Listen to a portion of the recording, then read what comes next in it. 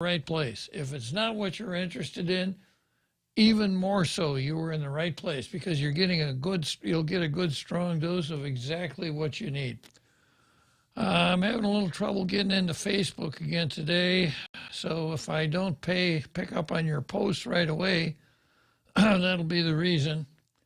I expect to be there in just a second or two.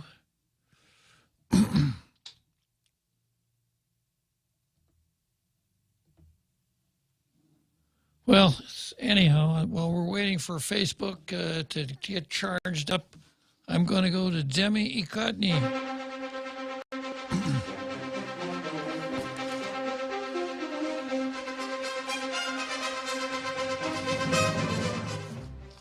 And if today's editorial weren't an editorial, it'd be on the card.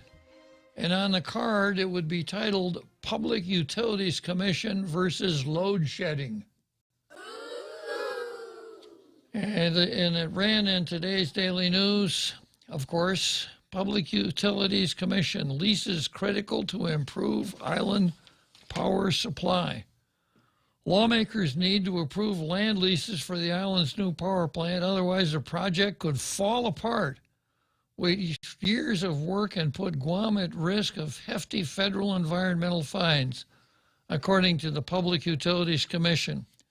The Guam legislature held a public hearing Monday afternoon for Bill 301, which would allow Korea Electric Power Company to lease 25 acres of GPA-owned land in Ukudu-Dedido to build and operate a 198 megawatt power plant and 5 acres of GPA land in Pidi to build and operate a 41 megawatt reserve diesel generator. Now, you know, they keep using this term diesel generator, and I'll have to admit, I wondered what in the hell are they talking about?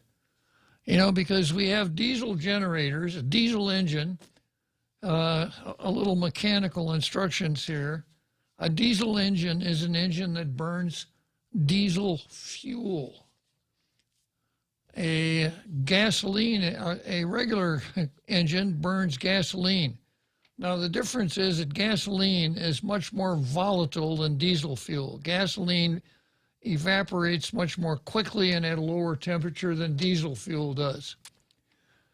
The reason that diesel engines burn diesel fuel is because of that low volatility, because diesel engines, although they have pistons and crankshafts and camshafts. Well, no, they don't have camshafts. They have fuel injectors instead. But there are no spark plugs in the diesel engine. As the piston in the diesel engine moves upward, it compresses the fuel-air mixture to the point where the mere force of the compression causes the diesel fuel to ignite, to explode, and drive the piston downward. In a gasoline engine, you have spark plugs that set the gasoline to explode and drive the piston downward. That's why you have to have the lower volatility diesel fuel. So we've had a lot of diesel power plants here in the island. At one time, you could find them everywhere. There was one at Naval Station, one at Radio Barrigada, one in Mong Mong, right behind the church. Remember that? Those were diesel engines. But diesel engines are what are called reciprocating engines. The pistons go up and down. And of course, since those pistons are constantly reversing directions, it's not the most efficient way to get the energy out of the heat of burning the diesel fuel. So there's a much more efficient way of doing it. It's called a diesel turbine, Turbine. I would probably pronounce it turbine, except I've heard it pronounced turban, sort of like what King Farouk would wear in his head, a turban, right? And in the turbine, the diesel fuel is vaporized and shot into a spinning set of vanes called a turbine, where it's ignited, and the power of the expanding gases caused by that combustion spin those turbines. And the turbines then are the motion that drives the generators. Much more efficient than a diesel engine. But I keep reading all the time and stories from the Power Authority about the diesel power plant at Petey and Korea Electric build and operate a 198 megawatt power plant and to build and operate a 41 megawatt reserve diesel generator. So I'm thinking, why are they still using diesel engines? I thought that that would be so archaic and so inefficient that no one would use them anymore. Got to use them on trucks, but that's about it. Well, what it is lazy newspapers. Because what they mean when they say diesel engines, they mean diesel fuel engines. They're burning diesel fuel, but they just say, well, diesel, everybody knows. Well, no, everybody doesn't know. And it's been a source of great confusion for me until I finally found out that when the newspapers say a 41 megawatt reserve diesel generator, they're talking about a generator powered by a diesel fueled turbine, not a diesel engine, not a piston engine. You're bad, Post. Guam law requires legislative approval for long-term leases of public land. The bill would authorize and permit power plants to operate on that land. Guam zoning law does not specifically authorize power plants, according to GPA legal counsel Graham Botha. The Petey land, lot 261-2, which was acquired from the military, is unzoned. The Ukadu land, lots 510-new-1 and 510-1-new-1-R1, is zoned for light industrial use. KEPCO does business on island as Guam Ukadu Power LLC, and the lease agreement would be with that company at a cost of $100 a year. In other words, they're leasing that land to Guam Ukadu Power LLC at $100 a year. That's a pretty good price for leasing land that big, right?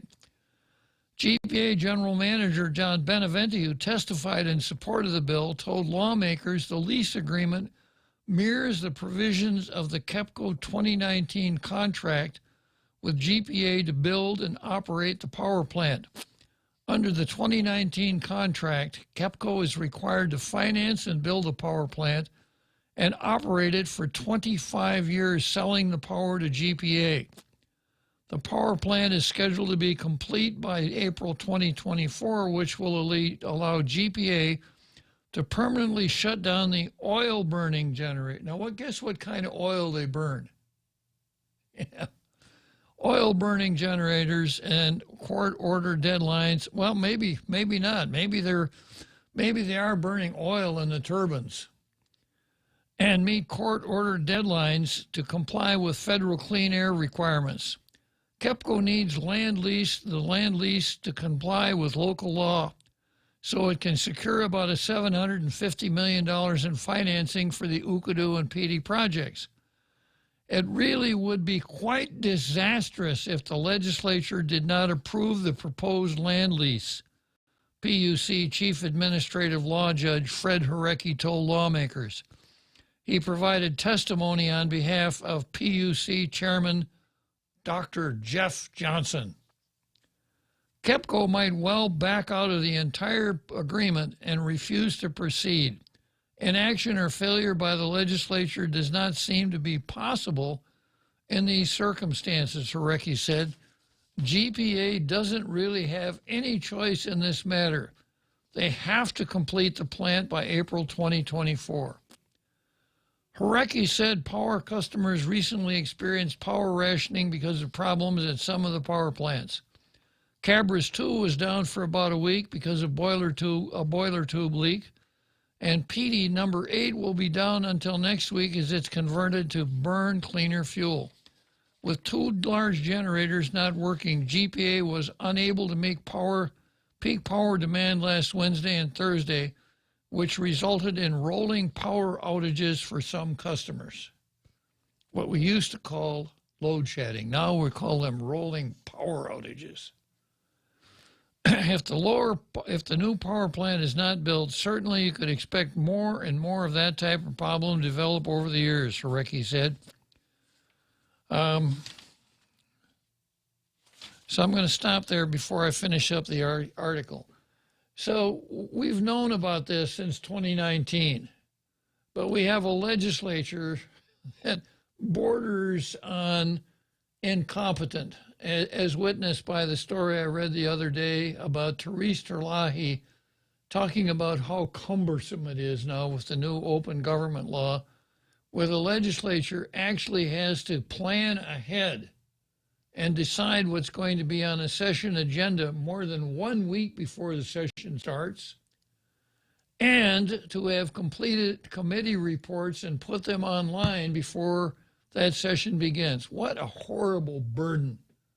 Can't we just make it up as we go along? Can't we do it? How dare you? Can't we do it like we used to do it? We just call the session to order and then develop a session agenda then?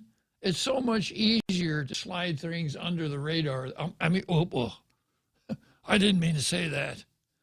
Yeah, and that's where we are now, because the legislature can't stick to its own business, can't plan its own. You would have thought that come the beginning of this session, someone would have sat down and said, here's a long-term schedule. These are things we have to do during this session. Here are the dates. Here are the dates when we have to have the public hearings, et cetera, right on down the line, and schedule all these things out so we're not sitting around saying, well, I'd really like to run off to the toilet, but I got to pull my pants up first. Caught with your pants down, legislature. No! So this is not good news, because this is really serious business. It's multi-million-dollar business, something that's going to affect the lives of every single person on the island if it's screwed up, and it looks like we're on the verge of screwing it up. And then, of course, we have to ask, who is the committee chairman of the committee that oversees Guam Power Authority? Mr. We've got to convert to solar energy tomorrow, Clint Rigel. Yeah, so if this falls apart, Clint, lucky thing for you, you're not running for re-election. Now, there's one other viewpoint here, and that's Senator Brown.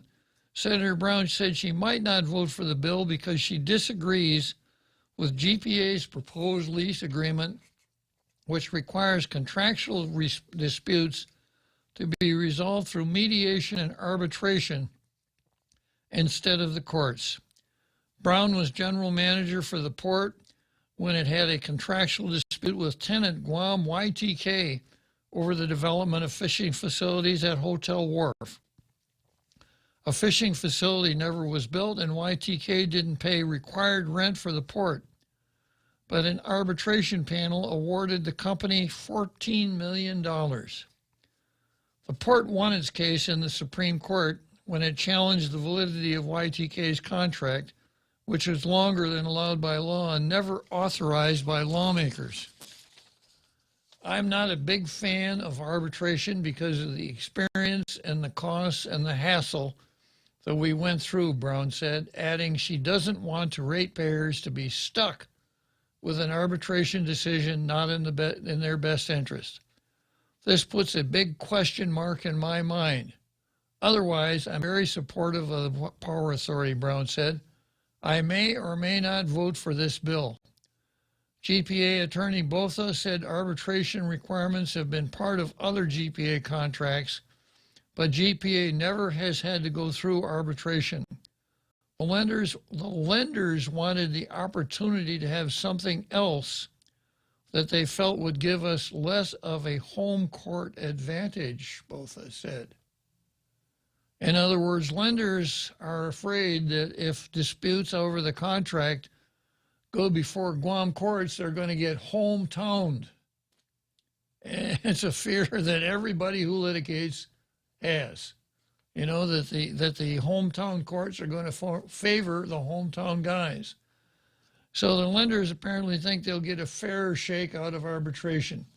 Because in arbitration, they get to choose 1/3 of the arbitrators, actually one and a half of the 3 arbitrators. Both have said bonding requirements provide additional financial safeguards in the event KEPCO doesn't perform under its contract. On Monday, the legislature held a public hearing on a bill to allow Korea Electric Power Company to lease 25 acres of Guam Power Authority land in Ukadu to build and operate the 198 megawatt power plant and 5 acres of GPA land in PD to build and operate a 41 megawatt reserve diesel generator. The legislature needs to approve the measure soon so construction of the plants can go forward.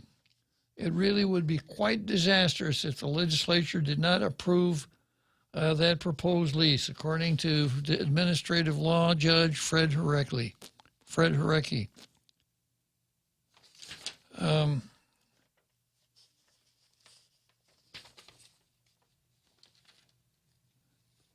Each day the old oil-burning plants operates is another day that might end in power rationing.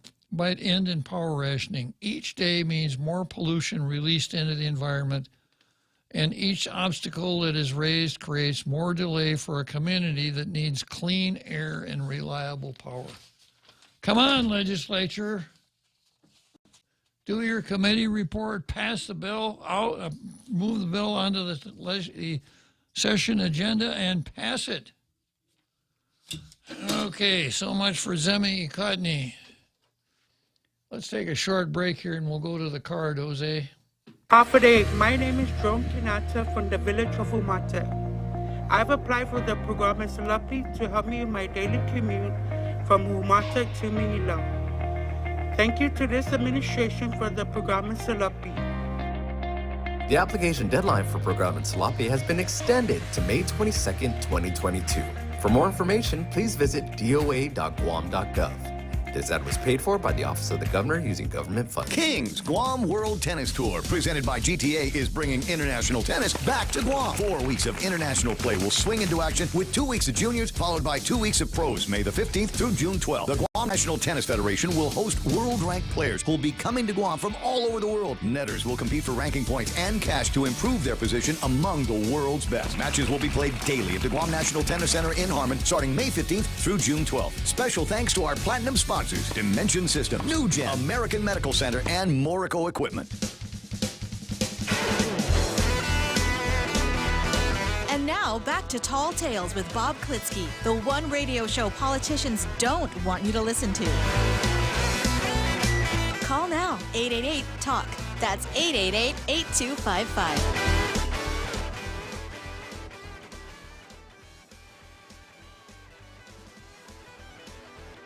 Okay, so this is what I've got on the card. Naturally, we start out with Paul Zerzan versus systemic racism, and we'll see a little bit of that dichotomy here in the card today. And then, of course, Public Law 36-34, booby prizes. Buffalo versus Waukesha.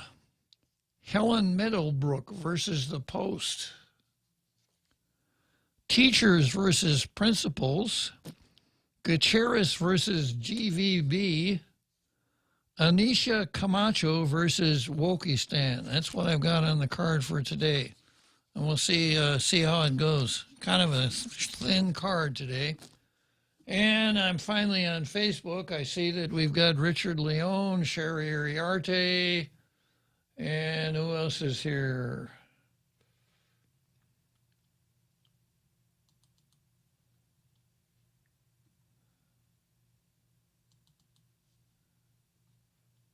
I'm not getting my comments in when I open it up. Was there something wrong with it again today? Something is off, probably. There's comments. They've always changing the interface, though. Purposely, probably to confuse us. Probably. It's my story, and I'm sticking to it. Well, I can get them on my iPad. I've got Sherry Iriarte and Richard Leone, and that's all. Only you and a couple other posters. Is that it, Jose? We have Brad Woods online, Dennis Spencer, Harry Magnolia, Lonnie Salas, Harvey Egna, Fede Jose Ted Pago Jr., which would make me Hose B. I think he's older than I am. Sherry Dar- and then Colin Clark, Hoffa Brown. Okay, well, I'm going to task you with an additional duty then to monitor the Facebook post. If you see something interesting, read it out, huh?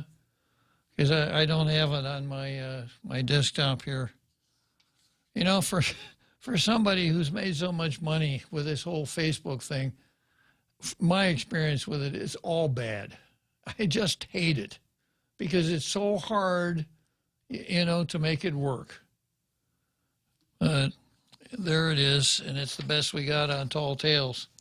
But we also have another place people can go to if they can't navigate this or don't even want to. Okay. Because Facebook's been censoring a lot of stuff. We've been having some troubles. But youtube.com, if they search your name, Bob Klitzkie. We don't have the URL yet, though. It has a whole bunch of numbers and letters. Bob Klitzkie, and then you'll find Tall Tales every Monday through Friday at 4 p.m. starts the broadcast. And people, by doing that, even if they don't use that service, would be helping Tall Tales, correct? Subscribe to it. It'll let you know when we're online. And you don't have to bother with comments either. You'll just see us. Yeah, We'll see you. And if we get enough people subscribing, then I would be able to get a URL and would be much easier to find YouTube. The YouTube fairy will make you a real boy. Whoa. Okay. And while we're talking about it, as far as Facebook is concerned, let's at least play the game as long as we've got it and share your Facebook. Share Facebook with your friends, neighbors, acquaintances, relatives, Kunyao, Achakma, whoever. That also helps us out here on Tall Tales. Okay, I'm not going to spend much time with Paul Zerzan and systemic racism. I think we're all pretty well up to speed on that. The narrative versus the truth. As far as public law 80, as you were 36-34, the hospital does it again. Can't these guys ever get anything right? They've got old business and new business, and nothing behind those titles. Once again, suggesting old business. We'll bring up anything we've already discussed. We'll discuss it again, and we may take action on it. New business, anything we've never discussed before, we'll bring it up and may take action on it, thereby voiding any action you take on the rest of your agenda. Guam Memorial Hospital. I hope they're better at taking care of patients than they are at taking care of their agendas for their meetings. Okay, let's turn to Buffalo versus Waukesha. And this is something I pulled out of town hall. The liberal media finally gets a mass shooting they like. Talk about systemic racism. Peyton, P-A-T-O-N, Peyton Gendron is now infamous. He's a killer. He's a crazy person. He's a garbage human being. He's the reported white supremacist who shot and killed 10 people at the Tops Friendly Market in Buffalo, New York. He targeted the area due to the high black population. He reportedly wrote a 180-page manifesto loaded with racist nonsense. And he picked this location due to its gun laws as well. He knew the victims would be unarmed. It's New York, after all. You can bet on that. Much like the Aurora shooter in 2012, Gendron picked a location where he knew it would be a shooting gallery. New York is one of the most anti-gun states in the country. I know I'm preaching to the choir here, but don't expect much factual reporting on this tragedy. It's all weaponized narrative aimed at trying to keep Joe Biden and his Democrat Party from being rolled in November. It's May. this story won't have that sort of lasting power to impact the election. We're on the cusp of a recession. Even with a Supreme Court leak where a draft of the opinion on the Dobbs case shows that Roe versus Wade being overturned, the Democrats are still going to lose. Yet, for now, the liberal media can breathe a sigh of relief. Liberal media, isn't that redundant, Jose? They can expound on the existential threat that does not exist: white nationalist-based terrorism. So, this is something that, we've been cautioned against ever since by other races who felt the victim of it. Just because one person does something bad, you don't ascribe that evil act to an entire group of people or an entire race. Gendron is white, therefore he must have been motivated by white supremacism. Right? Yeah. Last time I checked, when it comes to terrorism, radical Islam was by far the greatest threat, but you can't say that. They've declared their intention to destroy the United States. They've committed eons more mass casualty events, the 9/11 attacks being the most devastating. Yet the woke left is afraid of white people. They hate white people. And now that a white person has committed a heinous mass shooting, they can recycle the same garbage talking points, and they rehash their all conservatives are like this narrative. All conservatives are by definition white supremacists. Don't let them get anywhere near a gun. The past few mass shootings have not fit the narrative. The New York subway shooter was black. Notice how that story vanished into the Bermuda Triangle. The 2021 shooting in Boulder, Colorado, was committed by Ahmad al-Aliwi al-ISIS, a Syrian.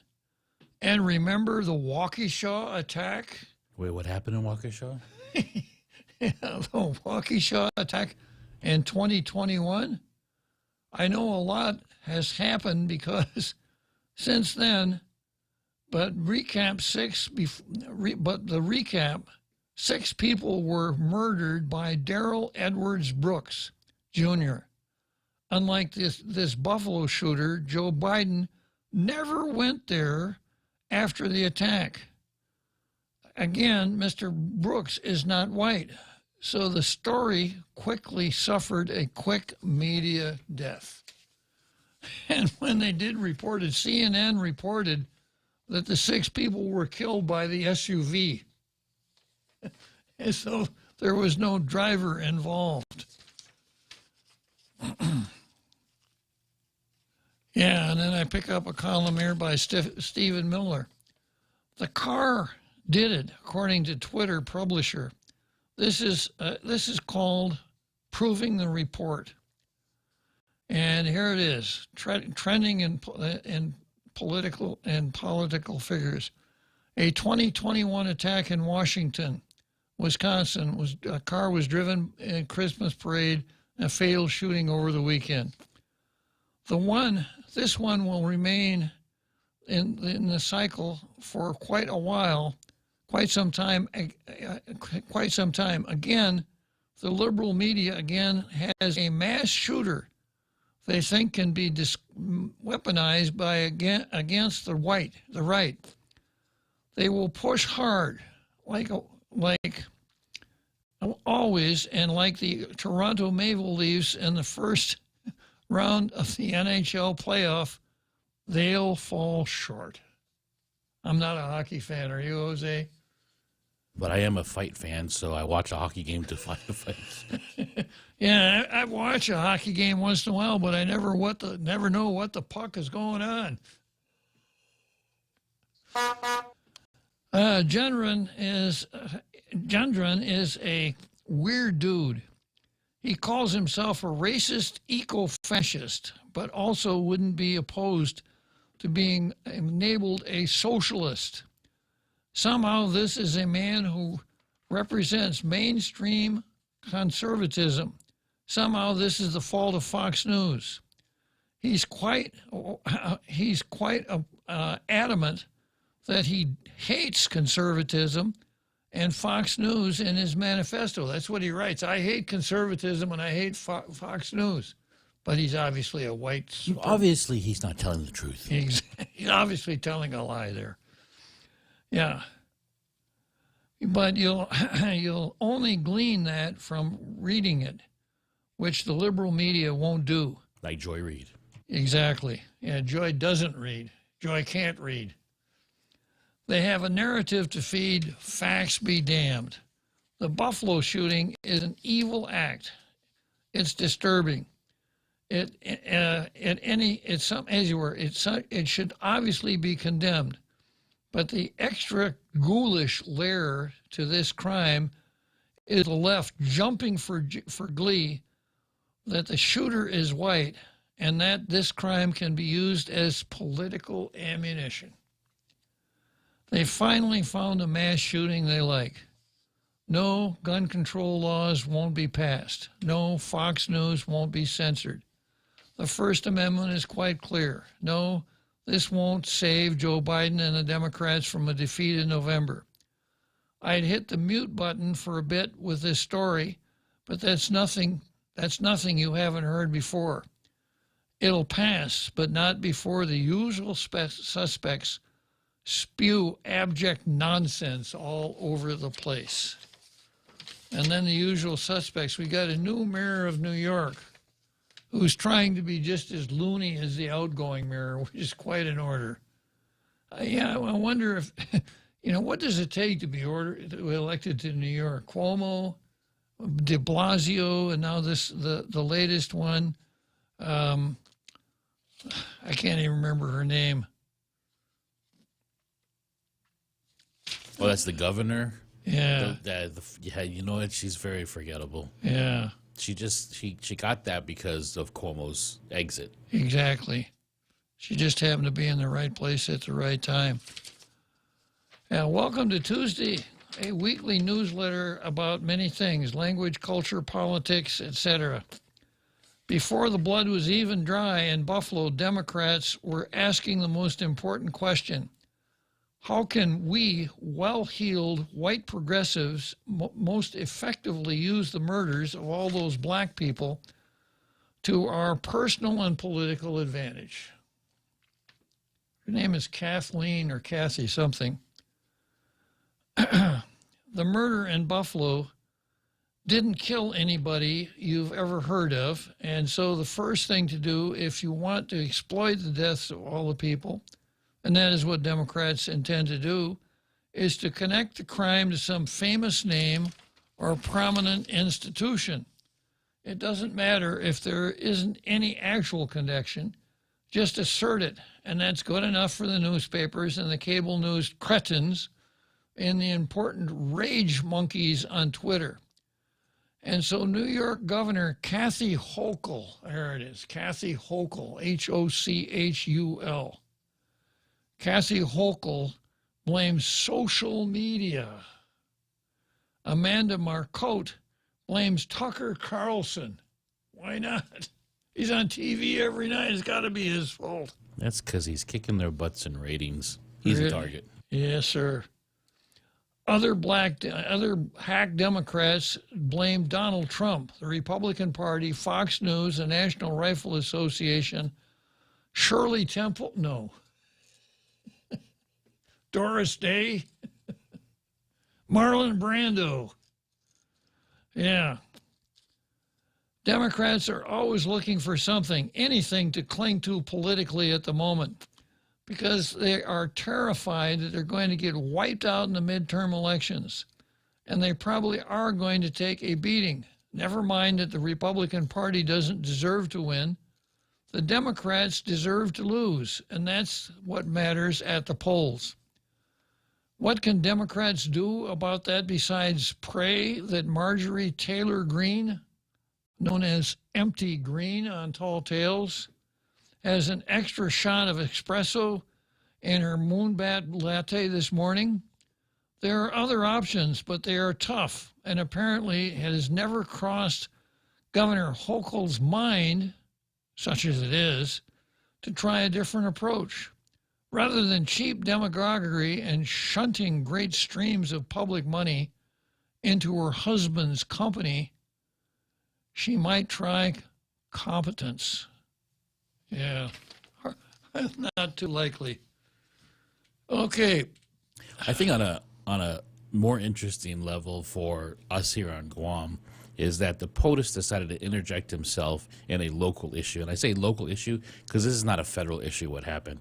They might bring up federal hate crime laws. Yeah. But the reason why this is striking is because he chose not to go to Waukesha, not because of anything else, but resources were not available. Yeah. And he didn't want to bog down the United States with us paying for Secret Service and all that. That's right. But Buffalo was different, yeah. Because in Buffalo, a white supremacist did the shooting. In Waukesha, the car was the one that committed. The SUV was the one that committed. Oh, yeah, that's right. That's right. Yeah. That SUV. Such hypocrisy. Okay, let's take a short break here, and we'll come back to Helen versus the Post.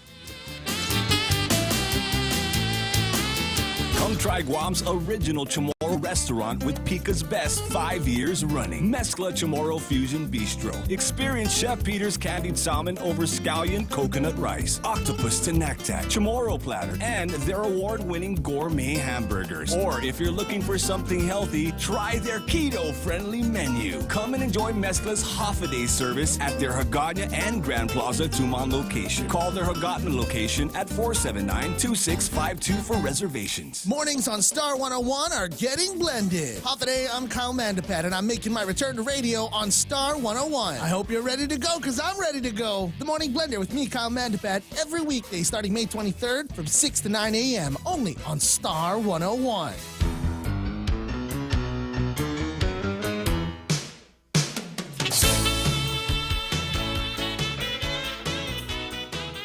Okay, next item on the card is Helen Middlebrook versus the Post. And full disclosure here, I really like Helen Middlebrook. She has a weekly column in the Post. She had a column in the Daily News once upon a time, but I suspect that she, I've just got my suspicions that I'll keep to myself. But the Post picked her up, to their credit. And she writes a really interesting column. Unlike the stuff that I write and talk about, it doesn't have a sharp political edge. It's not It's not always social criticism, etc. It's more often than not about everyday life, but written in such an interesting and compelling way that I got to read it every week, because I always find something about Helen's columns that I like. You read Helen's columns and you feel like after a while you really know her, because she shares some of her trials and tribulations with you. And certainly she's had a pretty good kit of trials and tribulations with her large family, etc. But like a Timex watch, she takes a licking and keeps on ticking. And sometimes her columns are very edgy, very provocative, and really snag a subject that needs to be snagged, and really hit it hard. And that's exactly what she did this week. So I'm going to read her column for this week, and then I'm going to explain something, okay? Here's what Helen wrote for this week. If we've learned anything in the past 2 years, it is whoever controls the language controls the debate. Well, you can say that again in spades. It's the basis for systemic racism, isn't it? This is particularly true in the debate that has raged over abortion. The prolonged silence of those who support a baby's right to life has given the rhetorical upper hand to those who support abortion. This was clearly seen last week during testimony for and against Bill 291, the Guam Heartbeat Bill of 2022. I testified during the first panel of citizens. Opponents talked about pregnancies. They talk about a woman's right to choose what happens to, quote, her body. They talked about heartbeats as if they were disenfranchised bodily functions. The word baby was absent from their overall discussion. How convenient. If you don't have a baby, then you don't have another autonomous body. And if you stop a heartbeat, it's no big deal. Parenthesis, a woman needs the ability to terminate a pregnancy so she can reclaim her autonomy and move on with her life. Wow. It boggles my mind how women who have children of their own can live with such contradictory thoughts. Deep down, they do know abortion kills a child. And if they don't, they should consider the science.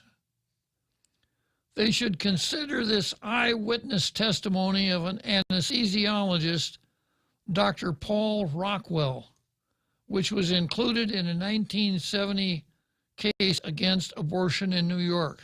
Quote, 11 years ago, while giving an anesthetic for a ruptured ectopic pregnancy at 2 months gestation, I was handed what I believe was the smallest living human being ever seen.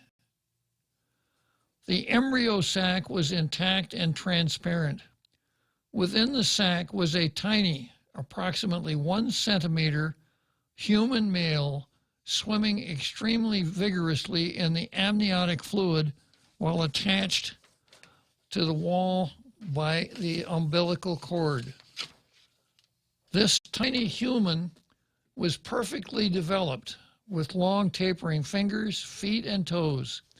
It was almost transparent as regards the skin, and the delicate arteries and veins were prominent to the ends of the fingers. The baby was extremely alive. This tiny human did not look at all like the photos and drawings and models of, quote, embryos, which I have seen, nor did it look like a few embryos I have been able to observe since then, obviously because this one was alive. At 8 weeks, you don't just have a heartbeat. You have a human baby. Natural law would protect that baby. Legislation should do the same. Okay, now that's a great editorial. It's everything that an editorial should be, with a great punchline, a call to action. It's extremely readable. Once you pick it up, you're not going to stop reading till you get to the end. So, Helen, you deserve a blue star for this one. Only one problem. That editorial never saw the pages of the Post. It was rejected by the Post, and Helen had to write something a little bit more bland. They rejected it? And here's what Helen told me in an email. Last week, my column did not appear in the Daily Post. It was killed on a lie that a particular section in it was over half the column. The word counts given were easily disapproved by a hand count. The offensive section was about a third of the column, not over half. I had already shortened the quotation, and that's the offensive part, the quotation about the little baby in the sack, right? I had already shortened the quotation. Note that the quotation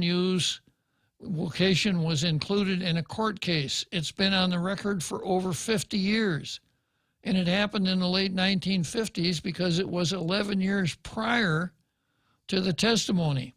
It comes down to this. A columnist cannot give evidence that there is a true human life very early in the womb. That's not the narrative, and it's offensive. That's straight from Helen Middlebrook. It's unbelievable. It is extremely offensive. And, I think, instead of, I ought to give Helen a blue star for this. In fact, I will, even though it never ran in the paper. Yeah.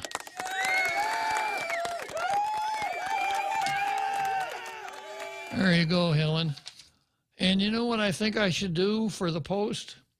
I should go to Kentucky Fried and order a great big box of red rice and send it over to them and say, hey, you guys over there at the Post, what color is this rice? And I don't want to hear red, because this is a classic example of what we've been talking about. Helen writes a great column, factually accurate, based on the truth. It is opinion, etc., and it can't run because somebody at the Post doesn't like to see anti-abortion stuff in print. And this is the issue we have on this island. It mirrors what's happening in the States. We have a glut of media here, options on Guam, but they all say the same narrative. And I'm going to say, and I don't want to toot our own horn, but this station doesn't tout to that line. Exactly. We're not going to just censor ourselves because it doesn't fit the narrative. Absolutely not. Yeah. So thank you for reading that, Bob. Yeah. Well, thanks to Helen for calling it out. Absolutely. Yeah, and it's what we need. Nowadays, we refer to what Helen has as intestinal fortitude. Once upon a time, it was called guts. And I'm going to posit the thought that perhaps you can't be a real journalist in the year 2022 if you lack guts. You can have brains, but brains without guts just leads you down that red rice path. So congratulations, Helen. I'm going to see if I can get Helen's mailing address and mail this to her for her trophy room.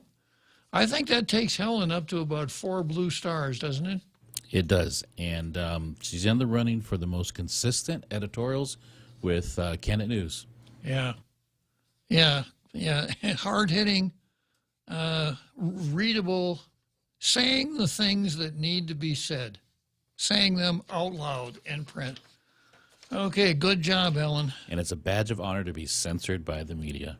Yeah, and I just wonder, can we extrapolate outward from Helen's column and its non-publication to the fact that the Post no longer runs editorials? Is there a connection there? Is there a link? Because the Post, when the Post was writing editorials, it hit it hard. And all of a sudden, no editorials at all. So I suppose the easiest way to not write offensive editorials, that is, editorials that offend the wrong people, is just don't write any editorials at all.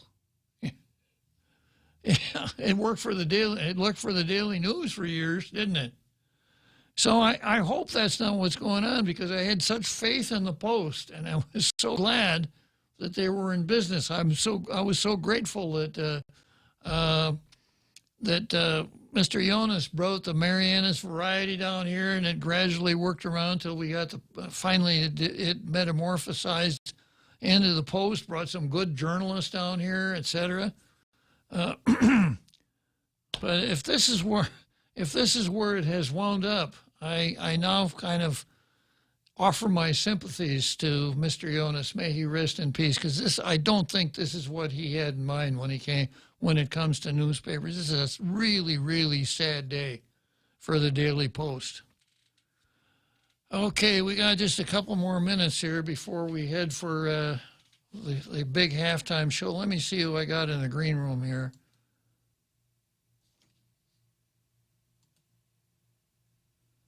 I got our Fred. Our Fred probably going to need a few minutes. I'm sorry, our Fred, but let me ask you to hang on until after the halftime show, and then we'll give you a little bit more time, okay? That's our Fred. So, I guess I could spend a few more minutes fetching about the Post. You know, they got some of the best reporters. They took Gaynor from the Daily News. They got Heidi from the Daily News.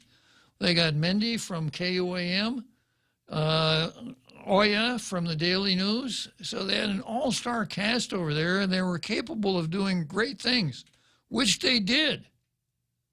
But they're not doing it anymore. When I see something like what happened to Helen, and when I see them just dropping the editorial feature without any reason whatsoever. And as I pointed out to the Daily News, when they forswore running anything but boilerplate from the WAPO, and in this kind of environment where there's competition from online publications, where you don't have to read a newspaper to find out what's going on in the world, maybe you don't even need a newspaper to find out what's going on in Guam. So the one thing that really sets local newspapers apart is editorials that comment on local subjects.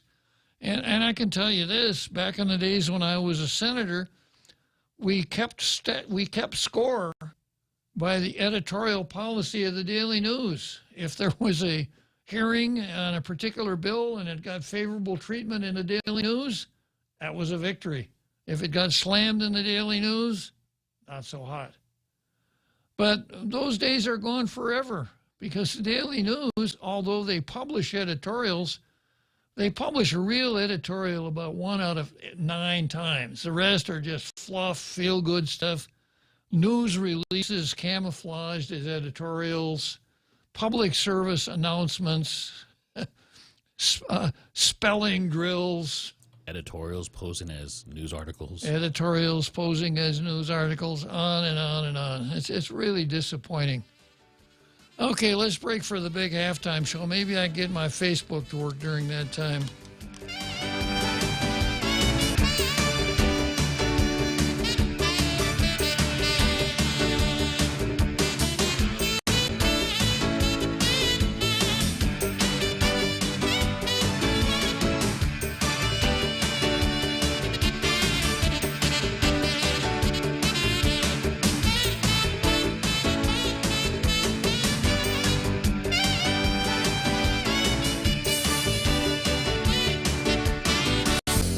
The Point is KUSG, Hagåtña, Guam, 93.3 FM and 104.3 HD3.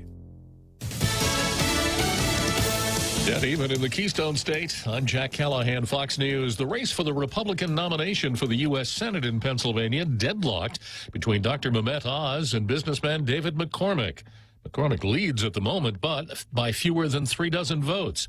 He told supporters late last night. We're going to win this campaign. We're going to win this campaign. But Dr. Oz believes he will prevail because of the support of former President Trump. God bless you, sir, for putting so much effort into this race. I will make you proud. Some counties have yet to start counting mail-in ballots.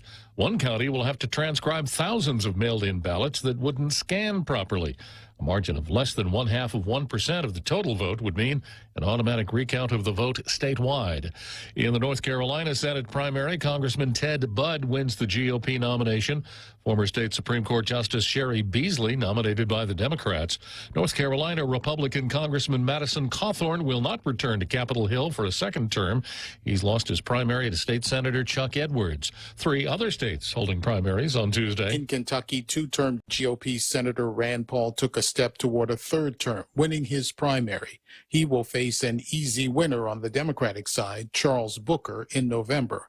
Out in Oregon, incumbent Democratic Senator Ron Wyden won his primary. Democrat and former Oregon House Speaker Tina Kotek easily won her party's nomination to succeed Kate Brown as governor.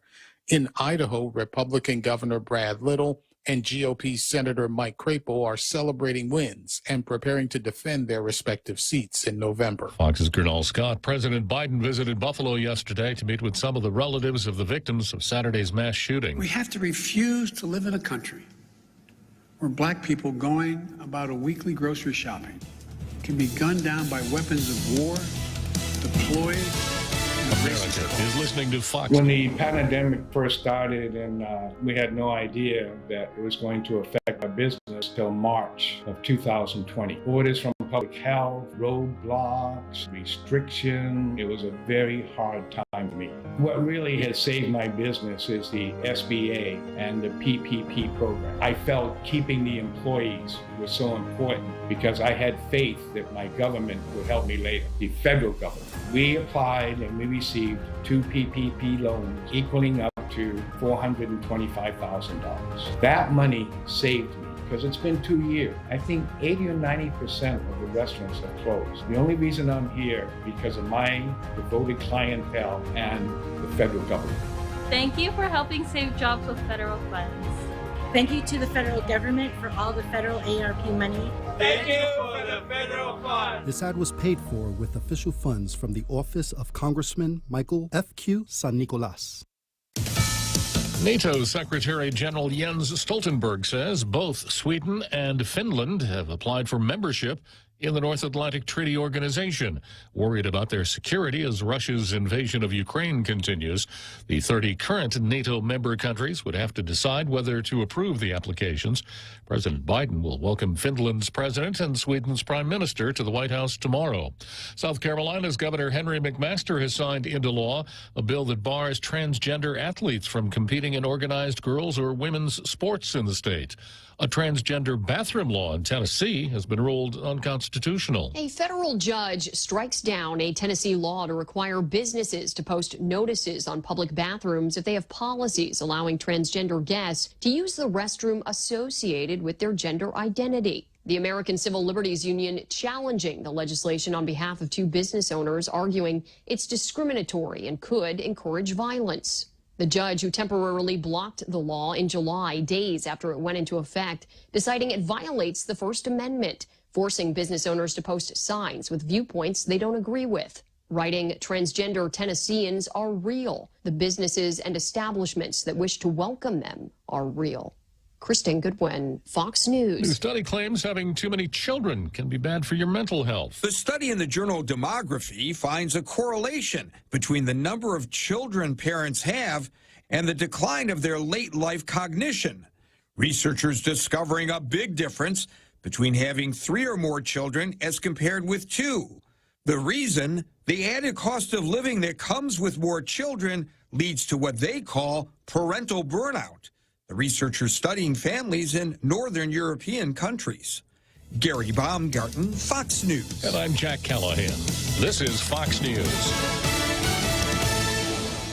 The Federal Reserve is starting to increase interest rates to fight inflation, but they're still so low, making it the perfect time to refinance your home, to lower your rate, and perhaps take advantage of its increased value to put some cash in your pocket during these uncertain times. Cash that you can have the freedom to access when you want, where you want, with your Bank Pacific Visa debit card. Lower your rate with cash in your pocket. Access your cash when you want, where you want, with your Visa debit card. For those good branches, we place roots, and we're rooting for you. Equal housing lender, credit conditions apply. Half day. My name is John Kinata from the village of Umate. I've applied for the program as Lumpy to help me in my daily commute from Umate to Manila. Thank you to this administration for the program as Lumpy. The application deadline for Program Salapi has been extended to May 22nd, 2022. For more information, please visit doa.guam.gov. This ad was paid for by the Office of the Governor using government funds. Subway's Eat Fresh Refresh does it again, bringing back a classic fan favorite on the menu. The roast beef returns. And not just any roast beef, it's choice Angus roast beef, flavorful and satisfying on its own, or layered with oven-roasted turkey and Black Forest ham in the Subway Club. Whether you're a choice Angus roast beef purist or like the variety of the Subway Club, both come piled high on hearty multi-grain bread with fresh hand-sliced veggies. Get your fill of the new roast beef at Subway. Eat fresh.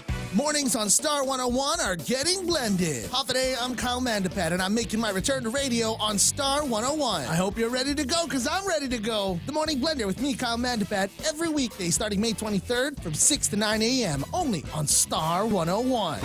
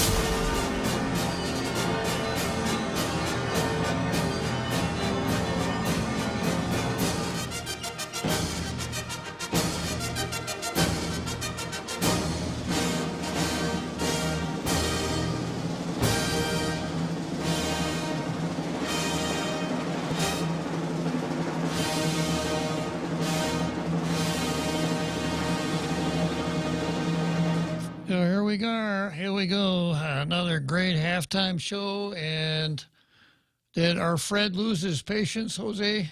Yeah, hopefully he calls back. Yeah, for our Fred, you got to call back here. We haven't heard from you for quite a while. Kind of interested in your comments on, let's see, I guess it was the Helen Meadowbrook story that was the last one before the halftime show, correct? He was going to say interject some common sense in the abortion and transgender issue. Yeah, that's kind of what we depend on our Fred for is common sense and abundance of common sense. Is that our Fred? Fred. All right, don't go away. He's going to put you on. Don't hold on. Okay, our Fred. Thanks for dialing back, our Fred. Hey, Judge, how you doing? I'm listening. Don't worry. Even though I haven't been calling like I've said before, I'm listening to your show.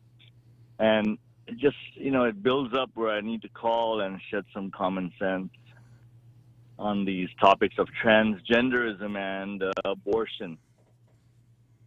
Good. So shall I fire away? Fire away, our Fred. All right, let's start with abortion since that was your last topic you were discussing.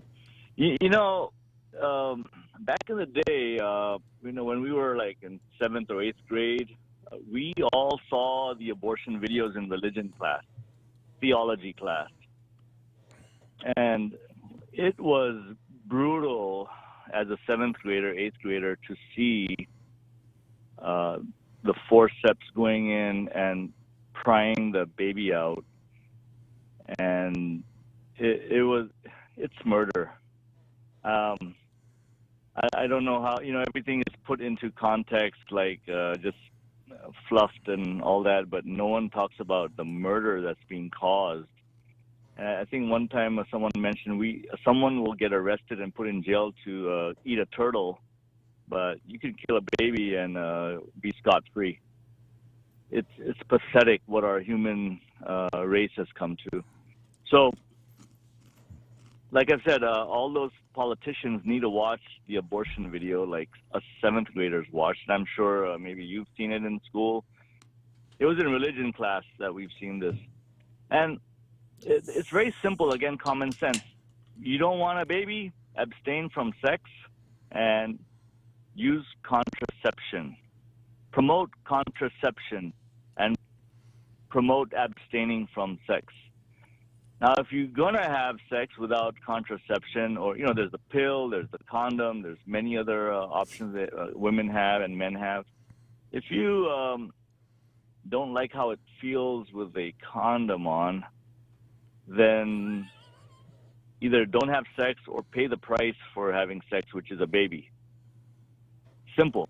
Educate the people on that.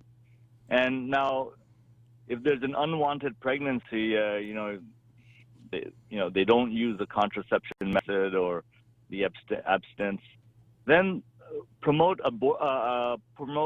adoption clinics. Set up like really seriously set up adoption agencies where parents who want kids can go and adopt. There should be a adoption center, where there's administration there. They can link parents and children together for adoption. So now, in the case of a rape or something like that, Judge, I feel that in that case, that a woman should have a choice on what she wants to do, because it was a forcibly done act. Of course, I'm against abortion, but now, in the case of rape, we can give the woman a choice. Or she has adoption again, right? But killing a fetus should be the last resort. Go ahead, Bob. Yeah, I've spoken about this on the air, and to me, the focus has to be on the helpless, innocent baby, not on the mother, not on the rapist. Right. And I start out with the proposition that it's never all right to wantonly kill a helpless, innocent baby. And the fact that the fact that there's a rape involved doesn't mean that the baby should be killed. Maybe the rapist should be killed, but not the baby. Right. course. Well, that's why I mentioned adoption agencies should be set up properly on Guam, where you can actually go to, there's maybe one in Agana, a central adoption agency. Like, seriously, set up one. There is no adoption agency here. Well, promote contraception, promote abstinence, and promote adoption. But don't kill and don't define what a baby is, when is it a baby, when is it not, heartbeat, and when is it just an embryo. Stop defining. It's a human. It's a baby. Simple. So that's my take on that. And let me interject here for a second. And that's the truth. But this kind of reminds me of the movie A Few Good Men. Right. You remember the Marine Corps colonel when he was in the court and someone said the truth? It's the truth. And he said, you can't handle the truth. Well, the pro-aborts can't handle the truth. It's like Helen said in her column, they talk about every single thing except the baby. And my favorite, attorney Vanessa Williams, it's impossible to separate our choice of whether and when to have children from every other choice in our lives. It's just not that important. When human nature is such that I think the average person would do anything that he could to save another human's life. Go ahead, Fred. Right. So, again, promote abortion is totally wrong. I don't know why we are governments and the local community is going back and forth on it. I don't see why this is continuing. It's really the answer is staring us in the face. Promote adoption, contraception, and abstinence. Simple. You cannot kill a baby. You cannot define when is it a baby and when it's not. It's a baby. And if you do the act, be ready to pay the price. Simple. Now, going into the transgender, I want to talk about, we cannot be politically correct in everything on this planet.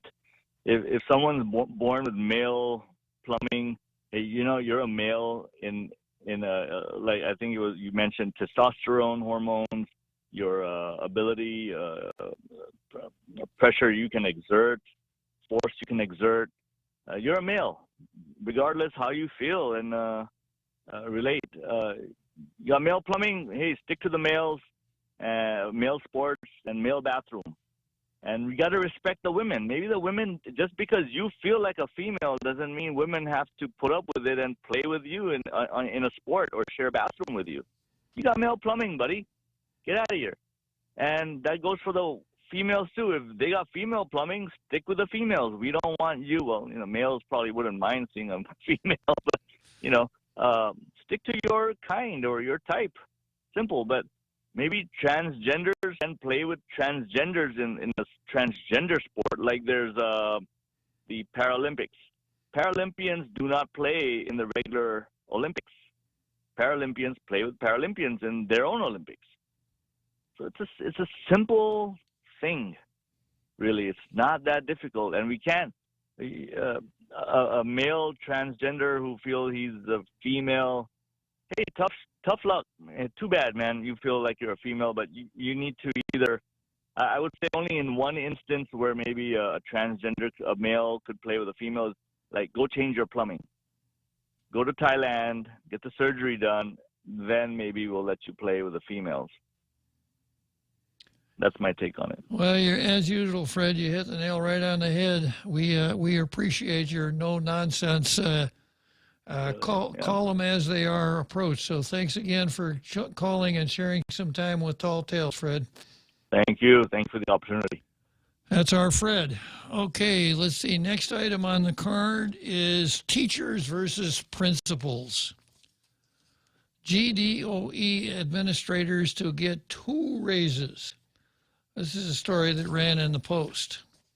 While teachers and other government of Guam education employees are set to receive a 20% increase later this month, principals and assistant principals will be getting that raise, plus another differential addition to the bump in their pay. Now, the way it used to be, I don't know if it is anymore, but everybody in the Department of Education that was an educator was paid on the teacher scale, You first of all figured out how the employee would be paid on the teacher scale, and then there were differentials for jobs, for other jobs like principal, assistant principal, vice principal, etc. So if you give teachers a 20% increase, all the principals get a 20%. That's the way it used to be. I don't know if it's that way or not. Going on, the two-tier raises were confirmed by Edward Byrne, the director of the department. No, he's not. He's the director of administration, which recently completed an educator pay study and submitted recommended changes to the government's specific pay plan for instructors, mentors, counselors, and administrators on May 11th. Governor Leon Guerrero approved those recommendations with one major change on the same day. Beginning May 23, more than 1,900 G2E employees will start to earn more. Base salaries under the education plan will increase by 20%. This figure was increased from DOA's recommended 16% raise through a footnote that accompanied the governor's signature.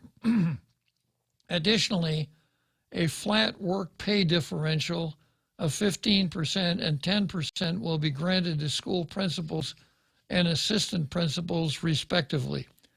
The Guam Daily Post has been requesting more information on the estimated cost, and the raises would be implemented since they were announced last week. Byrne clarified that when implemented, principals and assistant principals will see two distinct pay raises, a 20% in their base pay and an additional differential based on their position.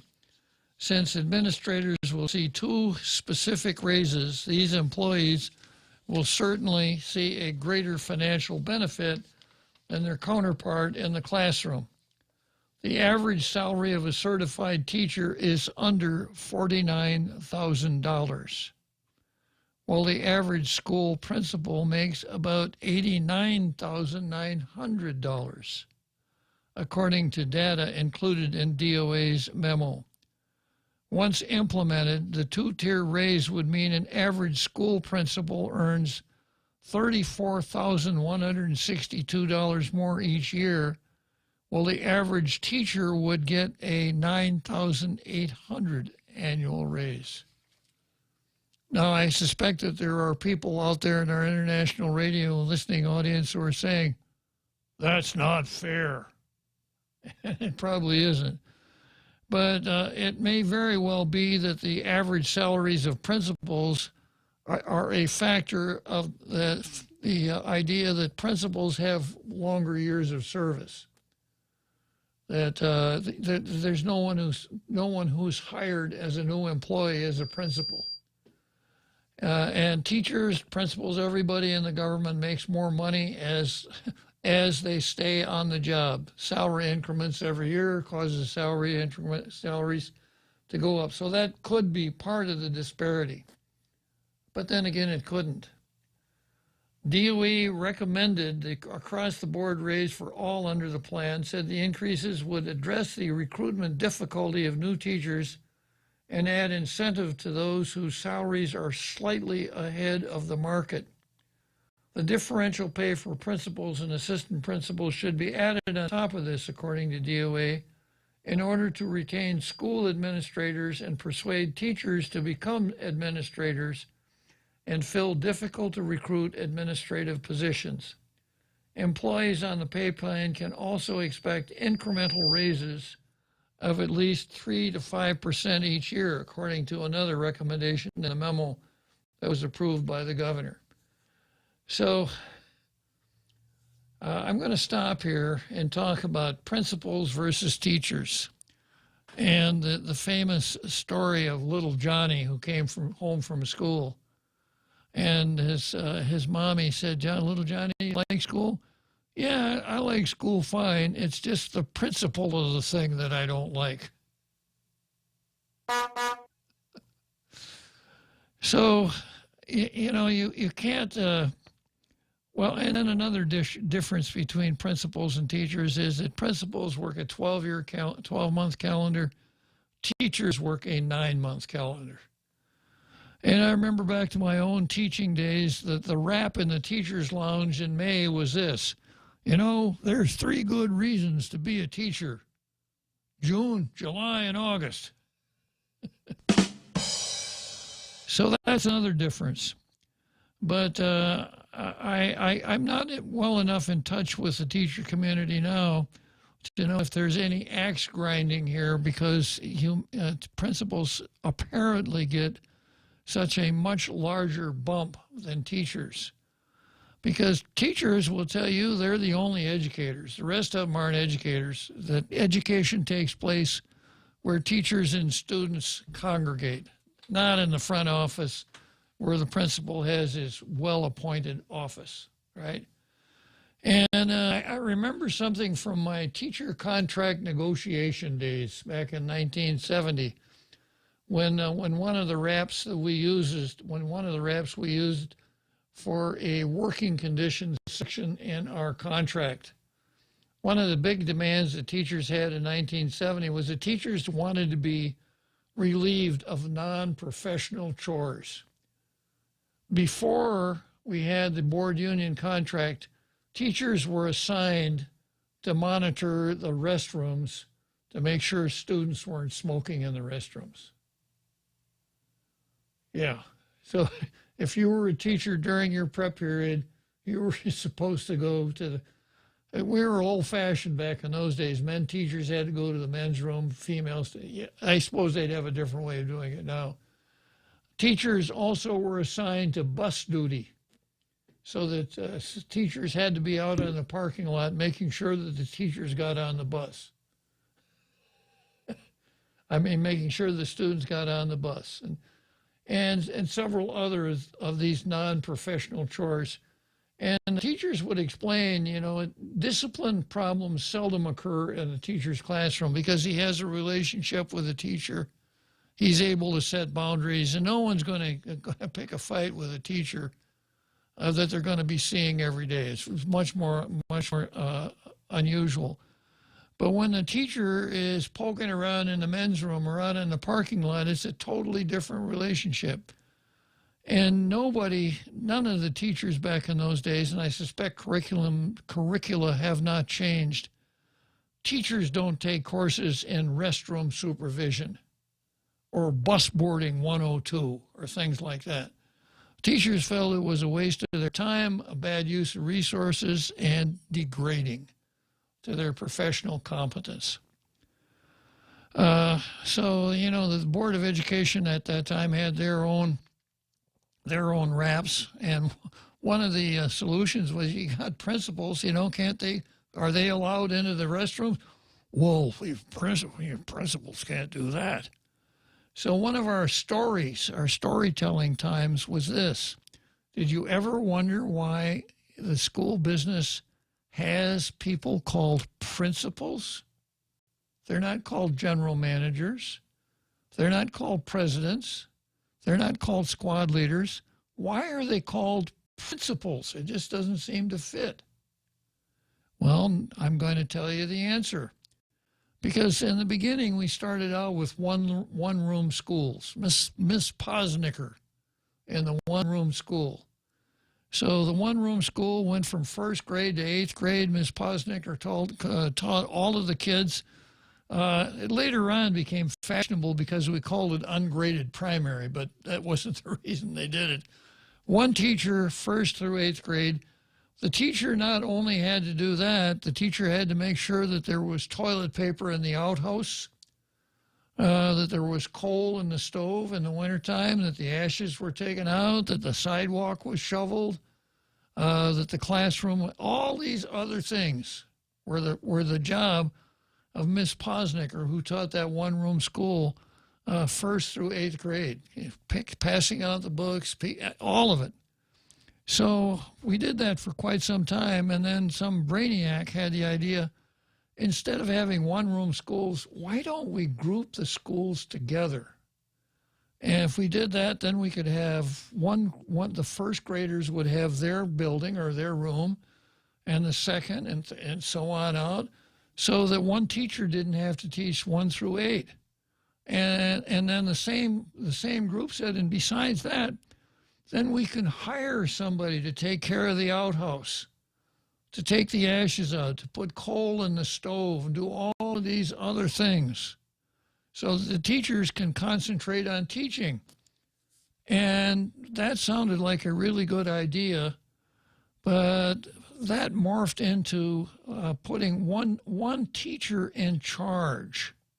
Since you had these people that weren't teachers that needed to be supervised, and God only knows teachers had to be supervised, you would have one teacher who was first among equals. That single teacher who was kind of the boss was known as the principal teacher. Now you know the rest of the story. So that seemed like such a good idea, but it turned out to be just the opposite, because the principal got himself a really nice office and perks, and sometimes earned twice as much as the teachers. And because so much money went to the principals and his accoutrement, there wasn't enough left over for somebody to stoke the furnace, the stove, work on so the teachers still wound up doing that. But we had principal teachers, and that's exactly what happened. That's exactly what happened in the schools. The principals had the nice offices, the nice salaries. They could come and go as they please. If they wanted to join Rotary, they could go downtown during lunch hour, etc. But the teachers wound up checking the restrooms, and the teachers wound up helping the kids get out, and so on and on and on. So, I still kind of test positive for the pro-teacher virus. I still haven't developed antibodies for that. I oftentimes feel the teachers are not properly appreciated. We found a teacher of the year. In a sense, everybody who makes it through the year is in his own way the teacher of the year. So I'm going to go back to this article here and do some comparisons after giving you that autobiographical experience. The annual cost of the base salary increases and new differential pay for administrators is about $30.4 million, according to Byrne. He confirmed the figure, which was given by DOA in its May 11 memo, includes $1.3 needed to pay principals and assistant principals differential benefit, even though the estimates seem to be limited to just across-the-board adjustments. I'll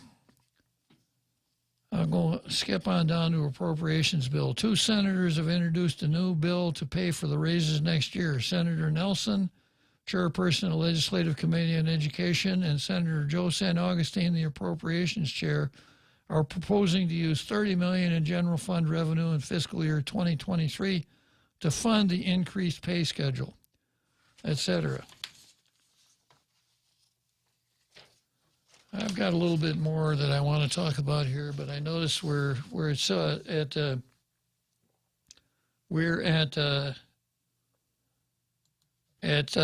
inning stretch time, and also Viola wants to make a pro-life rally announcement.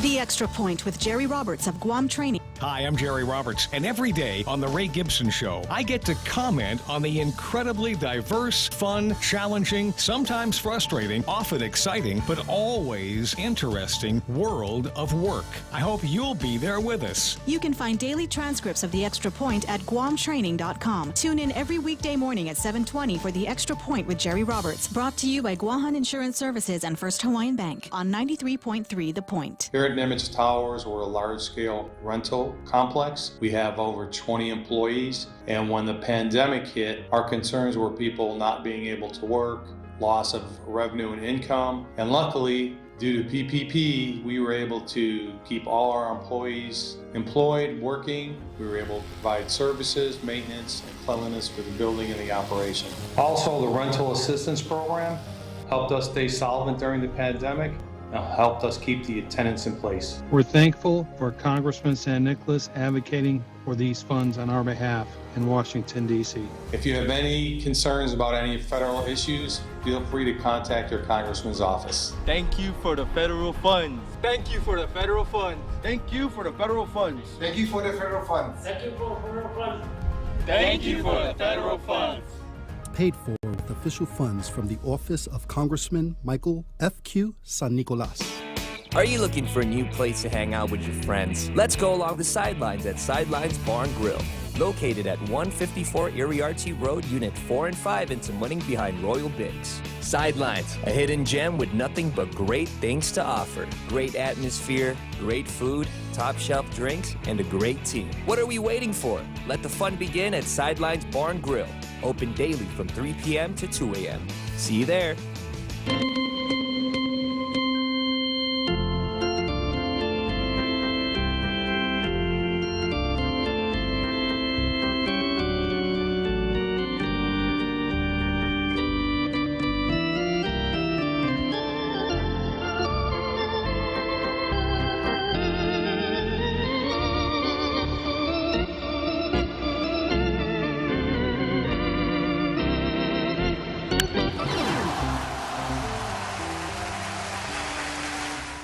Okay, so here we are in Wrigley Field. It looks like we're set for a violin concert here. Jose, I've got a caller on the line. Let's see, her name is Bass. No. Cello. Nope. Viola. Oh, okay. I knew it was some kind of a violin. Okay, it's your turn to play, Viola. Okay, concerto here. No, kidding. Hi.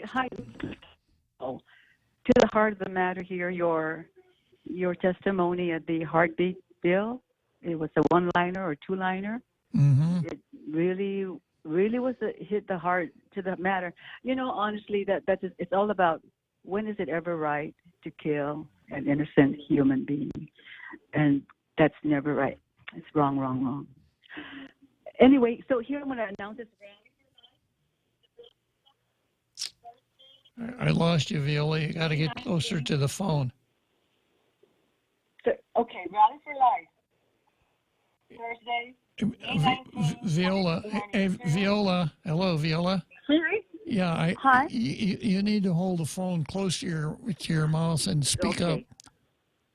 Thank you. I'm going to do that now. Okay, Rally for Life tomorrow, May 22, at 4:30 to 6 at Barrigada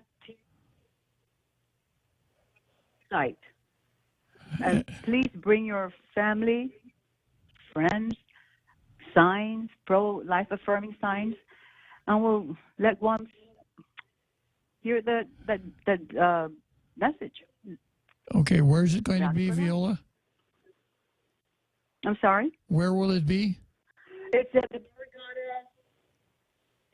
Barrigada light. I don't know what you're doing with your phone, but you fade out. Oh, okay. Is it better now? Yeah. Sorry, Bob. Okay. It's a Barrigada tea light. And that would be, I think, at the two gas stations there in Barrigada.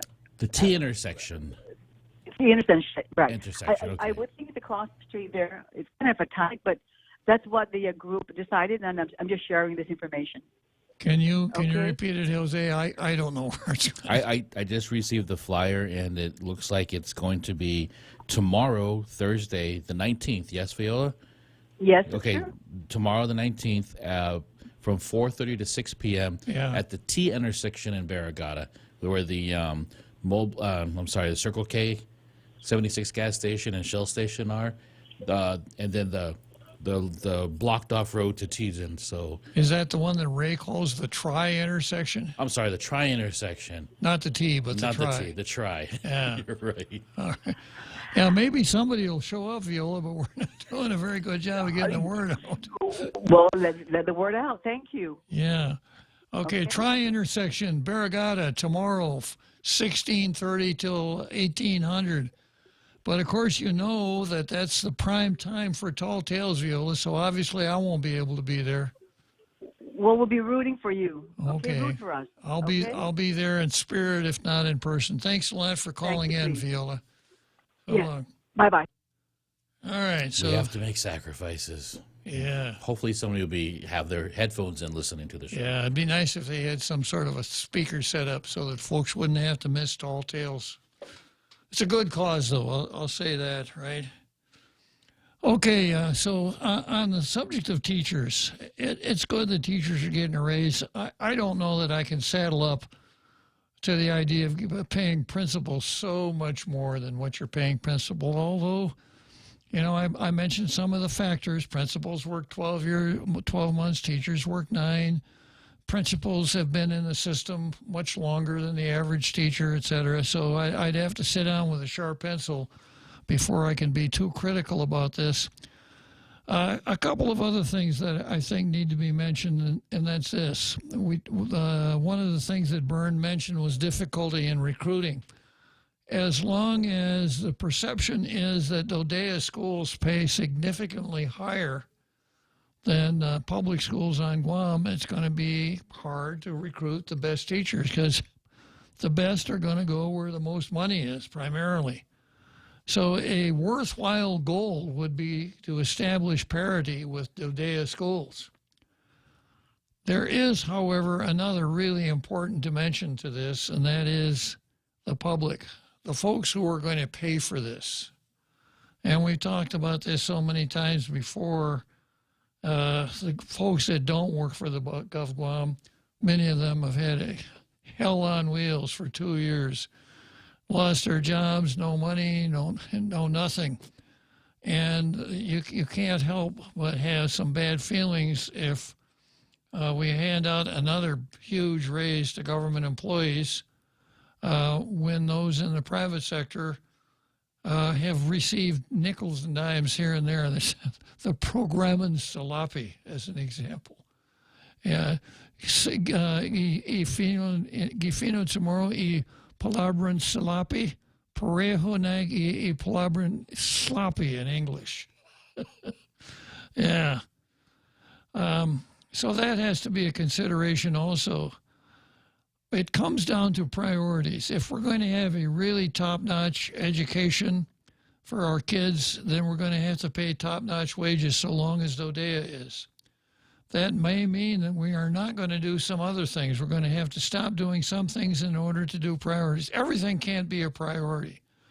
We got to stop some of the waste in our government. Let's start out with the mayor's council as waste and start looking hard at things that maybe are nice to have, but not as essential as a good education for the kids.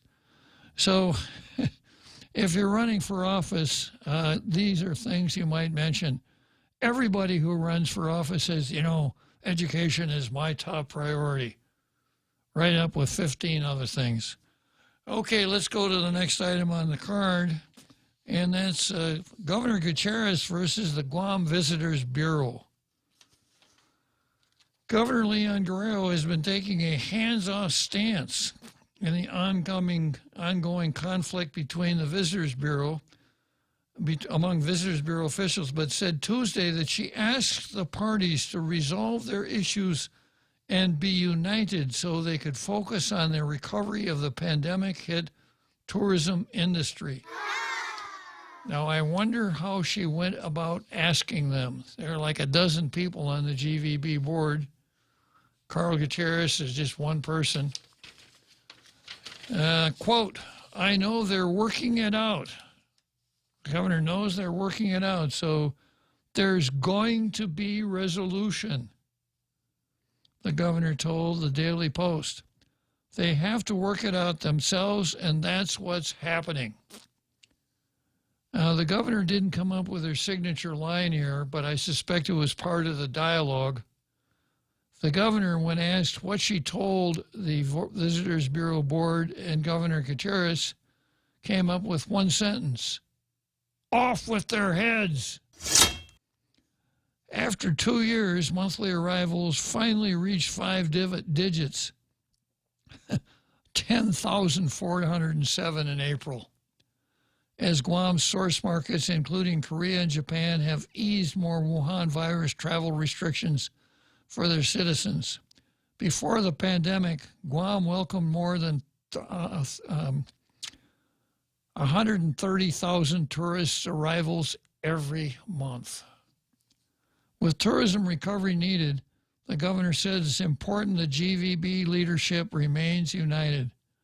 I have told them that we have to be united because we have to get our economy working, and tourism is going to start opening. We have to have a united voice, so they're talking and they're trying to resolve the issues, the governor said Tuesday in an interview.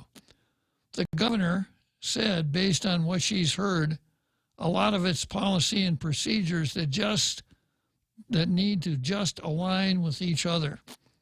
The GVB board on May 12 voted to postpone all future meetings until top-down review of GVB's operations, the board's role in the Bureau, and the authority under the GVB enabling law is completed. The vote came as a result of GVB President Carl Gutierrez' series of accusations against the board in public meetings, saying board members have conflicts of interest, have violated the open government law, and have been going beyond the scope of their statutory authority when they try to manage the tourism agency, among other things. Going back to what the governor said,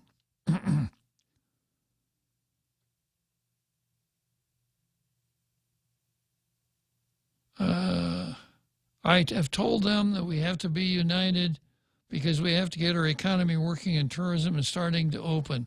We have to have a united voice, so they're talking and they're trying to resolve the issues. The governor said Tuesday in an interview. Okay, going on back to the story. At the Tuesday afternoon meetings of GVB's Japan and Korea market committees, board members were absent. I guess that's one way to not fight with Carl Gutierrez. Don't show up. Board members, including Chair Milton Morinaga, used to preside over these meetings, but management handed the task to Nadine Leon Guerrero, GVB's Director of Global Marketing, and obviously not a board member. So you could conceivably have committee meetings without any board members present, because committees by their nature sometimes are composed of employees and members. Senator Amanda Shelton on Tuesday said her tourism committee has not planned an oversight hearing or an informational briefing on GVB, but is maintaining an open line of communication with Bureau officials. Oh, that's encouraging. She has a telephone. They're reaching out. Yeah, she has a phone and she hasn't blocked any of their numbers. An open line of communication. Right now, I think there are some internal struggles, such powers of observation. But I've had discussions with the board, and I look forward to speaking with the leadership of GVB to determine what the next steps forward are. I wonder if Kamala Harris writes her speeches for her. The legislature's legal counsel also has been looking at GVB's enabling law to give tourism committee guidelines moving forward if there's some policy change needed, Shelton said. The board voted to hire its own legal counsel to review GVB laws and bylaws, while GVB management is doing the same review. And that's a good sign. You know, when the manager of GVB has counsel and the board lawyers up, so they both got that, that's a really good sign that they're resolving their differences, right? I think it's really important that we have a united effort in this recovery. Shelton said, well, you know, you don't really need to even say that. Everybody understands that. I want to make sure we're working in tandem to help support the industry and bring tourists back. I want the tourist attraction fund to make more money. This is like the football coach at the annual banquet. Coach, what are your plans for next year? I want to win more games. I want to lose fewer games. I want to have a good one-loss record. Listen to that round of applause. Everybody. Can I quote you on that? Yeah. Yeah. Data presented at Tuesday's GVB Market Committee meeting showed the arrivals in April were much better than in 2021, but still just a fraction of pre-pandemic numbers.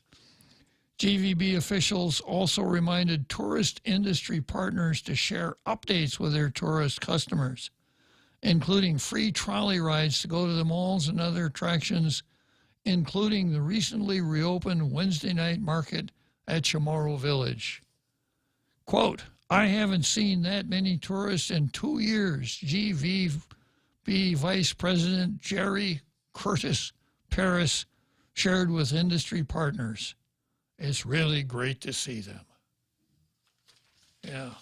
You know, speaking of Kamala Harris, the vice president, this is a quote she actually said about 5 days ago. We will work together and continue to work together to address these issues, and to work together as we continue to work, operating from the new norms, rules, and agreements that we will convene to work together.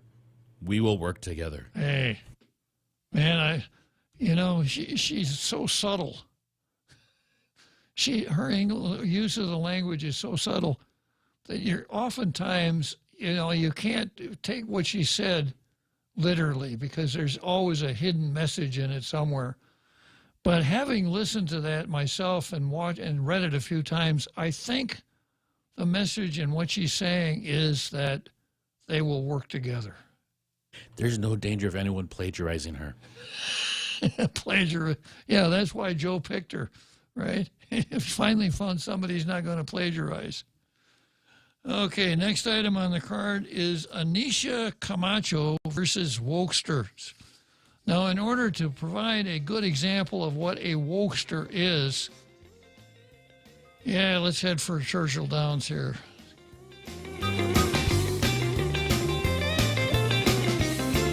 Half a day. My name is Joan Kinata from the village of Umata. I've applied for the program as Lucky to help me in my daily commute from Umata to Manila. Thank you to this administration for the program as Lucky. The application deadline for Program Salapi has been extended to May 22nd, 2022. For more information, please visit doa.guam.gov. This ad was paid for by the Office of the Governor using government funds. Half a day. Patsy Gogri from Security Title here with information about what a title company does. The title side of our business determines who owns the property and guarantees your ownership with a title insurance policy. The escrow side acts as an independent third party, managing the transfer of money and documents between the buyer, seller, lenders, and others. Security Title has a management of real estate closings down to a science. Give us a call. We are here to help.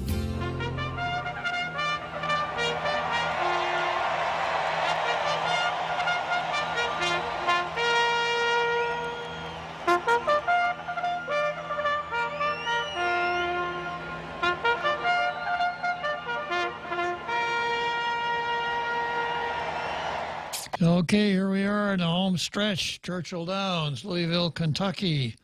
Last item on the card, Anisha Camacho versus Wokistan. And I've got to read something that emanated from Wokistan so you are clear as to what that means and what the contrast is between Wokistan and Anisha Camacho. This comes from San Diego, and it's something I picked up on an outfit called Liberty Sword. The ordinance passed by a 3-2 vote, this is the city council in San Diego, on April 26 and ratified on May 10 by the same margin, adopts the United Nations Convention on the Elimination of Discrimination Against Women, an international treaty adopted in 1979. The treaty was signed by then President Jimmy Carter in 1980, but it was never brought to the Senate for ratification. But the ordinance goes further, expanding the definition of women to include those who simply identify as women. How basic. This is making, there's something so obvious as this is making the newspapers nowadays, Jose. Everybody knows that. Women and girls shall mean, according to the treaty, women and girls shall mean those who identify as women and girls, including transgender women and gender non-conforming, and those assigned female at birth who include non-binary transgender men and intersex communities. Yeah, no wonder Ketanji Jackson doesn't know what a woman is. Even the United Nations doesn't anymore. G, gender. Gender shall mean the characteristics of women, men, girls, and boys that are socially constructed As a social construct, gender can vary among cultures and can change over time. 8, gender equity. This is something that the San Diego City Council has put in place. Gender equity shall mean the redress of discriminatory practices and ensuring equitable conditions that enable women and girls to achieve full substantive equality with men. Full substantive equality with men. Now, go back and remember now what gender means, right? Gender means men, among other things. Full substantive equality with men, recognizing the needs of women and men may differ, resulting in fair and equitable outcomes for all. Equitable outcomes for all. This includes redress of discriminatory practices and ensuring equitable conditions for persons identifying as transgender, non-binary, and or gender non-conforming to achieve full equality and equity. I, intersectional, shall mean the interconnected nature of social categorizations and individual characteristics that overlap as interdependent and compounded systems of discrimination. These categorizations and characteristics include, but are not limited to gender, gender identity, race, ethnicity, nationality, immigration status, sexual orientation, age, socioeconomic status, education, language, and disability. You know, what a basket full of crap. And San Diego is a wonderful place. I love San Diego. It's one of my favorite cities of all time. I always look forward to going back there when we're in California. Got relatives in National City, a very enjoyable place, but they ruined it. Local television station KUSI-TV broadcast the debate at the April supervisors meeting and the vote on the resolution. KUSI added, now in San Diego County, I'm sorry, it's the county board, not the city, the definition of women will include trans women and intersex women, meaning people considered women under the new definition will be allowed in all county facilities, including prisons, homeless shelters, and domestic violence shelters. What a gigantic step forward. Supreme Court Justice Ketanji Brown Jackson declined to provide a definition of woman in her confirmation hearings in March. That doesn't seem so misdirected anymore, does it? So that's what we mean, you know. That's what we're talking about here. We're talking about equity and equality and intersectionality, and gender equity shall mean the redress of discriminatory practices and ensuring equitable conditions that enable women and girls to achieve full substantive equality with men, recognizing that needs of women and men may differ, resulting in fair and equitable outcomes for all. Now, I want to turn to a story that ran in the Daily News a couple days ago. And here's the headline: Academy Valedictorian, we have a mission to work for equality. And the valedictorian is none other than Anisha Bejarana Camacho. And here's what Anisha Bejarana Camacho said: not only do we possess beauty, but we are bright, brawn, and beyond, because we don't take ourselves too seriously. We love to laugh, we love to sing, and we love to party, Camacho said. We exert energy which is transferred to a new source in our 4 years because we have exerted our energies. Oh, this is a different girl. Going back to Anisha. Understanding the academy doesn't fully reflect the world outside the school's halls, Camacho said that one of the biggest benefits of being a student at the academy is that they are in an environment where they are completely judged on their work and merits, not gender. What a radical thought that was. Wait, what? Yeah. Work and merits, not gender. Whoa. I got my fingers crossed for that girl. She's out of high school now. Obviously, she did well in high school. She was the valedictorian. She says, after we graduate here today, we have a mission to work for equality. You notice she didn't say equity, gender equality. She just said equality, something anybody can sign up for. We must ensure what we experienced at the academy, that level of fair, level playing field becomes the norm. Camacho said as she addressed her fellow graduates. Well, when I read this, I get in some pretty bum moods sometimes when I'm early in the morning. I get up early. I'm out in my porch with my radio and my iPad before 6 o'clock mining material for my column. And sometimes it's a pretty depressing morning. But when I read this, when I read Anisha's speech to the Graduates Academy, I said, my God, maybe there's hope after all. If we can crank out at least one sane person from one of our high schools, maybe there's hope for the human race. All right, that's it for today. Time for me to say, let's go, Brandon.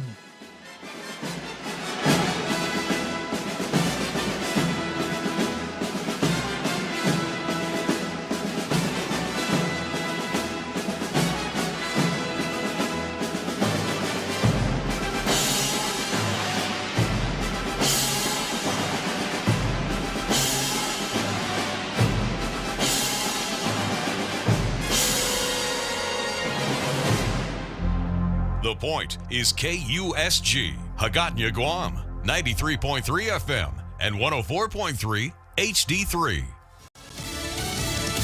Too close to call the Pennsylvania GOP Senate primary. I'm Jack Callahan, Fox News. With virtually all of the in-person votes counted, only a few dozen votes separate businessman David McCormick and Trump-endorsed candidate Dr. Mehmet Oz. Mail-in ballots from several counties will be tallied today. If the margin of victory is less than 0.5%, that triggers an automatic statewide recount. Kathy Barnett, who came on strong late in the campaign, will finish in third place and may have been the spoiler. But last night, she called for party unity. Our country is divided, and I believe our country is divided intentionally. So we got to do our part. We have the best story to tell. Doug Mastriano, also endorsed by former President Trump, has won the GOP nomination to run for governor of Pennsylvania against Democrat Lieutenant Governor John Fetterman. Ted Budd has won the GOP Senate primary in North Carolina. When President Trump endorsed me last June, he said this. He said, Ted, I'm endorsing you because you never wavered on America First policies. That America First agenda, it led to historic job growth, wage growth, and prosperity for all Americans. Budd will face Democrat Sherry Beasley in November. Trump-endorsed freshman Congressman Madison Cawthorn has conceded defeat. State Senator Chuck Edwards in North Carolina's 11th congressional district after several embarrassing missteps. President Biden visiting Buffalo yesterday to meet with relatives of some of the 10 people who were killed in Saturday's supermarket shooting. In America, evil will not win, I promise you. Hate will not prevail, and white supremacy will not have the last word. AAA reporting the average price of a gallon of gasoline has increased nearly 4.5 cents since yesterday, now approaching $4.50.